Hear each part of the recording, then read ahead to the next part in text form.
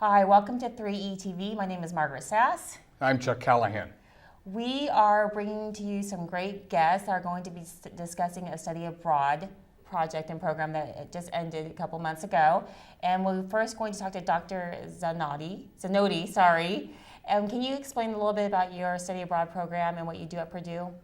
Sure, I'd be happy to. My study abroad program is a 3-week, 6-credit program on issues related to Indigenous people, conservation, and development, and it also has a strong ethnographic component. So it's offered through the anthropology department, where I'm a faculty member, and I do research that is environmentally related, but this course really looks at some of these issues that pertain to Indigenous people in a way that is tailored to anybody's interests or major, since we work with local communities and alongside local communities that have a wide variety of interests and engagement with students.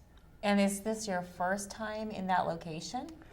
That's a great question. No, so I've been working with the same community and in this area for the past 10 years. Oh, wow. This is this upcoming summer will be the third course in the area through Purdue, and it actually was inspired by a course that I've been part of through the University of Maryland that Dr. Janet Trinella started back in 2004. Well, tell us a little bit about the area. Yeah, so Where is it located? So the area is in the central Brazilian Amazon, and it's in a state in Brazil that's kind of marked by conservation and extraction. And so it's really a landscape of contrasts. There's a large indigenous reserve that is in the area that's kind of marked by strong subsistence strategies as well as forest cover, and that's kind of in contrast to the deforestation that's been happening around mining, agriculture, logging, and other enterprises in the region. By being in the central Amazon region, the area that we're in has a marked dry period, so when the students do go on the course, there isn't a lot of rainfall. There might be scattered showers, but we're really in a time where we can kind of experience and enjoy the sunshine in the summer, which is fun. So how long does it take for the students to actually get to the site? So it's a multi-day process, Okay. and part of that process is part of the course. So we start in Belém, which is one of the largest cities in the Amazon, with over 2 million people, Wow. and go to different archaeological sites and museums, as well as zoobotanical areas there. And then we take a short flight to kind of a West Lafayette size place in the state, from which we learn about that landscape and then go by bus to a small local town, and then by charter flight to the community as well as the research station that we go to. So Oh, wow. total, that's about 5 days. So they see a lot and process a lot in the first 5 days, and then we kind of have this rest in one place where they really experience that in a rich way. So you said charter flight at the very end. Mm-hmm. Why is that? Is it really difficult to go any other way? It is. So in the dry season, that means the rivers are quite low. And so going by boat in the wet season when the rivers are high and it's easy to navigate is about 3 days. So that would take a big chunk of the course, since it's only Right. a 3-week course. So we do take charter flights just to expedite the journey there, and to make sure that students have the most time possible in one place. Yeah. And it's also fun for students, especially I think from Purdue, because of the history with flight here and the low-flying aircraft that we see all the time around here. So they actually experience that and that connection to the Purdue landscape in a very different place. Very cool. Yeah. So tell us what all you do in the local community with the students, the service learning piece. Yeah, so the service learning piece started last year. It's quite flexible. We are working on a project with the community, myself and another anthropologist in Brazil who also joins the course, on creating a cultural heritage archive in the area. And so the community is interested in documenting different aspects of their livelihoods, and students often bring, as you might imagine, cameras to the course, and so we thought we would transform their own documentation of their activities as well as the activities that they learn about into something that was productive for the community.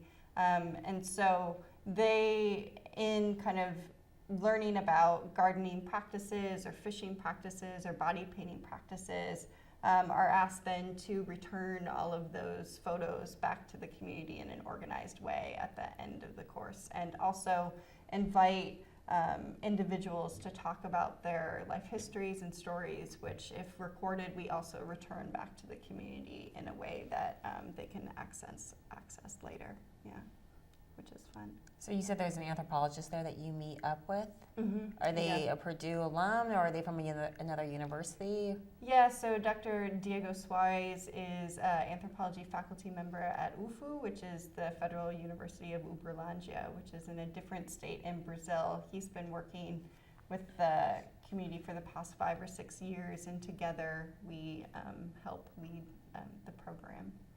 Yeah. Wow, that's an amazing process. Well, Caitlin, tell us about your experience on the trip. My experience was amazing. I absolutely loved it. I didn't want to leave once we got to the village. I thought it was one of the best places ever.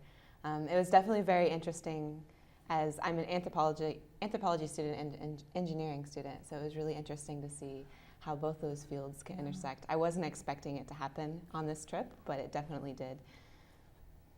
So how did you discover about it? Was there a call out or? About the trip, Yes. I was in Professor Zanotti's class fall semester and spring semester, but I heard about it through Anth 205, so cultural anthropology class here at Purdue. And there was also a call out that I went to as well. So how many total were on the trip then, including Caitlin? Total Purdue students were 9, and then we had my colleague brought 2 of his students from UFU, and we also had 4 interns that were interning with a local Wow. indigenous NGO that were there accompanying us and doing their own work as well. So we kind of had a nice critical mass, and in addition to the 2 anthropologists, including myself, on the course, we also have guest lecturers of conservation biologists that lead kind of the forest ecology part of the course, in addition to all the local guides that provide us with instruction every day as So well. the preparation must be exhausting to get all these people at the right time in the right location, right? Yeah, it sounds like it would be, but since we've been doing this for a long time, there is a lot of preparation, but it's kind of a well-oiled machine by this time. We all have been working on this particular type of program for many years, and so we're always changing things based on student feedback. The core of the course has remained the same, but the kind of different activities that we do change based on the students that come, as well as based on things that the community would like us to do. For example, the service learning was something the community asked us to do, and so we integrated that into the course. So what type of prep work do you do with students? They're going to encounter a great deal of difference on the trip. How do you kind of prepare them for all these differences they're going to be dealing with? Yeah, that's a difficult thing for such a contrast. We do have orientation for 3 days here that includes language training, but also talking about field methods and some of those basic tenets of cultural anthropology that apply really well in a study abroad experience. So thinking about cultural shock or difference, even the most minute differences, I draw upon examples from my own personal experience or other students.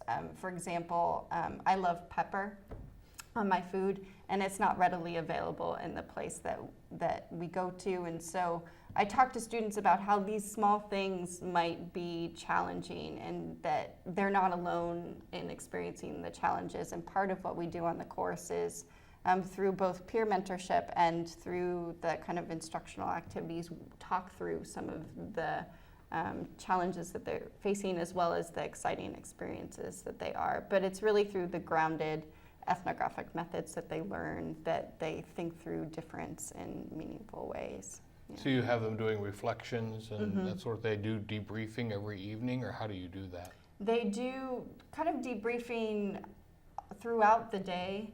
And then they have journal requirements every day that they're required to do. And if they have questions or ask for feedback, then we give them that at the moment. We are in a small space, so it's not like there's a moment that we're not with the students. We do kind of camp out in a bungalow area, and so we're always accessible at kind of all hours of the day and night. Wow. So when you are traveling, you're all staying together, and then you get to this specific site, right? What does it look like in the housing in that respect? Because I have a hard time without pictures. Yeah, without pictures, imagining what it looks like. Yeah, so it's there's two houses that are kind of at the edge of the community that we stay in. We also stay in a station, a research station, that also has similar but somewhat different housing. So if you imagine an open air building that has a stable roof that you can pitch your tent in, that's what's available at the Ecological Research Station. In the community, there's two houses that there's a big veranda or a big interior open space that you can put a hammock up or a tent. And so students vary in terms of what they'd like to experience. Tents offer more privacy in your kind of own little room. Hammocks are also very comfortable, and some students prefer that. There's bathrooms in the community, showers, things like that. At the station, it's more like rustic car camping. There's an outhouse, and then there's the river, which is close by, that you can bathe in. So it's like kind of like a Girl Scout, Boy Scout camp in some locations here in Indiana that I've seen. Kind of the same format. Right, with the kind of camping Yes. and underneath the already established structure. Yeah. Absolutely. Yeah. So I want to stop for this moment, and then we're going to continue in a few minutes, and we'll talk to you then. So we'll be right back. We are all Boilermakers, but we're also much more.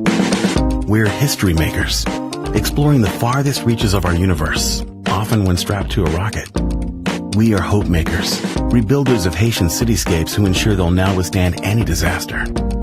We are difference makers, developers of drought-resistant crops that just might end world hunger. The fact is, what we make moves the world forward. We are Purdue, makers all. Welcome back to 3E TV. We have a new guest with us, Ingrid, right? Yes. So before we talk to Ingrid a little more about this study abroad program, we want to talk to Caitlin a little more. So I'm really curious about the whole experience in itself. I mean, I have a general idea, but can you really give me some details about the beginning aspect of it first, and then kind of go into when you actually were placed in the location in the Amazon? All right. One of the things I really liked about the trip was that we were integrated very slowly into the Kayapo. Right. So we started out in Belém, right, and it's a very beautiful, busy city with lots of people, and we kind of got smaller as we went along. Okay. And so we had a little bit of time to adjust and to really prepare ourselves and think about what we were doing and what we were there for. And it was a really great experience also to get to know our peers as well as before we got into the community and we're spending so much time with each other. So what was the greatest part about Belém? Is it Belém? Is that what you said? So what was so great about this big metropolitan location that, I mean, I've never been there before, so. Well, I would say the life and the color, and we went to an open air market called Vero Peso, and that was so exciting just to see the community interacting in different ways and the community involvement. And then, of course, there was all kinds of music. We went to a concert of sorts the first night we were there, and that was a lot of fun. Just A concert of what? A concert of sorts. It was a celebration, I think, of the river community. Yeah, it seemed like a yearly celebration. Okay. It was very neat. But just the life in general of Belém was very exciting, very lively. So did you interact with the people then in Belém? Were you able to talk to them or socialize with them, or were you, because it was a transitional period to your the destination, of course, but I don't know if you were able to practice any of your language skills or do anything while you were at that location when you first got there. A little bit. We acted probably more as tourists there in terms of visiting the popular Right. sites and, interacting as you bought things, but not as much as when you get to the Kayapo and you get to really get that one-on-one interaction. You haven't been to Balam, right? No. Okay. Okay, Caitlin, what was the most challenging encounter with difference that you found on the trip? Most challenging. Yeah, the thing that was most challenging because it was very different for you. That's a hard question. I don't know if there was anything for me in particular that I found to Nothing be. stands out that it's Nothing like, stands whoa, out. this is It- really different. It was my first experience abroad, so I was very Wow. open to Okay. anything that was going to happen. Let's do this, let's go. So everything that we did, I was excited about, and everything was new and a new experience for me. Now, you kind of had a little bit of a camping kind of experience. You grow up camping or I anything? did, Oh, yes. okay. So I love the outdoors. I slept in a hammock the entire time we were there. Wow. That didn't faze me at all. So that rugged living was not new to you. No, it was Okay. very, very familiar. I really liked it. And they were under shelter as well, so that probably helped a little bit, right? Having a shelter Yeah. over the hammock of Yeah. some sort. I had a friendly bat flying around every night. That At least know it was me pretty well. friendly. Yeah, he was nice. And what about the food or the culture aspect when you actually got to the site, the location where you're going to be staying at for a while? Was that different? Was it unusual? We ate a lot of rice and beans. Okay. That was the staple, rice and beans, and then we'd have farinha, which is dried manioc, which is kind of like a potato, and beets and carrots. But we basically ate the same thing every day. So I didn't mind it too much. Some people got a little tired of it after a little while, but it was good. And we had fresh fish from the river. That was the best. Oh my goodness, that was the Really? best. Did you catch it, or were you just, or they brought it to you? Yeah, Okay. yeah. What was the highlight for you of the trip? What was really outstanding for you? Ooh, that's kind of a difficult question. So for me, I'm a graduate student. I had read about the Kayapo as an undergraduate, and so it was for me meeting a group of people and being in a place that I had read about for years. And so it kind of, I felt as if my life had kind of come into a nice little circle where I was finally with the people I had read about and wanted to work with and was personally interacting with them.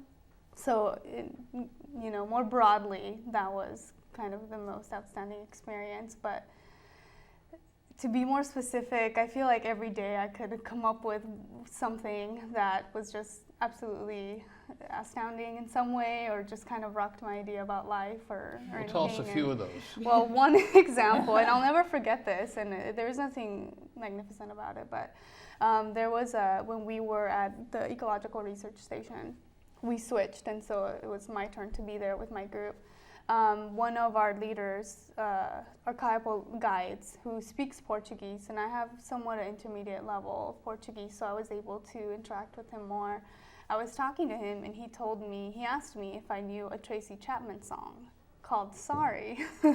And I did know that song. And I said, yeah, I know it. And so he started singing it. He had learned it phonetically. And so he was singing it. And he's like, can you help me sing this song? And so we're sitting in the middle of the Amazon in this beautiful place. And I'm singing Tracy Chapman with this Kayapo man who is able to speak Kayapo, speak Portuguese. And on top of that, talk to me about a song I know. And it was such a moment for me. And it's very simple, but I think says a lot. So that's an example of one. Another kind of funny thing that I experienced too was I had the opportunity to hold a few Kayapo babies. And the Kayapo mothers tend to shave their eyebrows and pluck their eyelashes. And so when I was holding the babies, they would pull on my eyebrows and my eyelashes because they were really confused as to why that was there. And it's just small little things like that that stand out to me in this kind of realm of wonderful experiences. But those are two that I found kind of funny and interesting. What was something that was challenging for you? I will have to say that kind of thinking about gender in that space was interesting for me and somewhat challenging because a lot of people, I think our age, or all women, will have a child or maybe a husband. And I was older than the group, and so I was in an interesting place where I wasn't quite a mother or a woman, Okay. but I wasn't really a child. So I was kind of in this interesting space in terms of gender. And sometimes that was a little bit challenging, but also a great opportunity for me to kind of learn social dynamics of the village. So I would say that's probably one of the most challenging things for me being there. But and the mosquito bites, of course. Those are always there. So do they treat you differently because of you being in that transitional period or that empty space? Or whatever? No. It's just small things. So maybe an example would be that during our presence there was a celebration of the village, a founding of the village, and that was a really big deal. And there was a lot of dancing, regional Brazilian dancing there. And so some of us were standing on the young part of the, we were kind of watching the young people dancing and being really into it. And then later we were like, wait a minute, I think we should be over there where the older women are. And so we kind of went, and then we danced with the married women. So we were like, oh, yeah, we didn't really fit in either space, but there was kind of a collective moment, and she was there with me. And we were like, wait a minute. Maybe we're not that young. And so we kind of moved on over.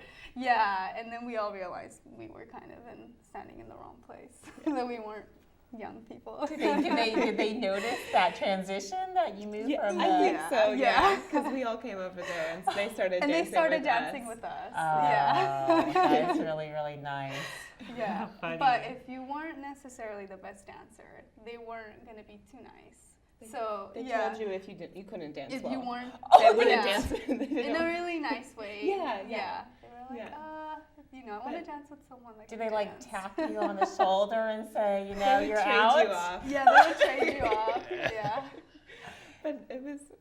You and I were fine. Yeah, we we were were able fine. to secure, Secure our partners. But Oh my gosh, how fun. So I know you cannot show me how you dance, but what type of dancing what are you, I'm thinking it's not like classical type of dancing, it's probably a very native type of dance, right? actually, it's Brazilian. Yeah, it's a Brazilian regional dance. It's Okay. a partner dance. And Oh, it is they a partner dance it dance. in mostly northern part of Brazil. It's called forró. And so they really love dancing forró, and that's what we were dancing to. So someone from the outside, I guess a Brazilian, could come by and know what they're dancing. Yeah, it was a regional dance.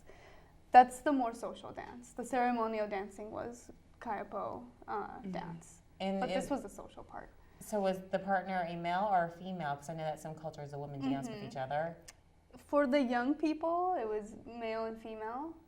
For married people, it was your spouse. Or for women, we dance with women. Okay. Yeah. Okay. Yeah, That's really interesting. that's great. I remember Allie, who was on the trip with you. She came back in body paint, like some type of body paint. Can one of you explain a little bit about that to me? Because I noticed that it was something that looked to be, I know it was temporary, but at the same time it looked almost permanent. So how was that experience, the body painting aspect of it? Well, first, it's made out of a fruit called jenipapu, and it's mixed with charcoal and water, and so they mix it all together, and then they paint it with their fingers on your skin. And the way I've been explaining it is it's similar to henna and how long it stays on, kind of. It usually lasts about 2 weeks, 2.5 weeks, and everyone gets painted in the community, and women paint women usually of the same age grade, or I guess. I don't know how else to explain that.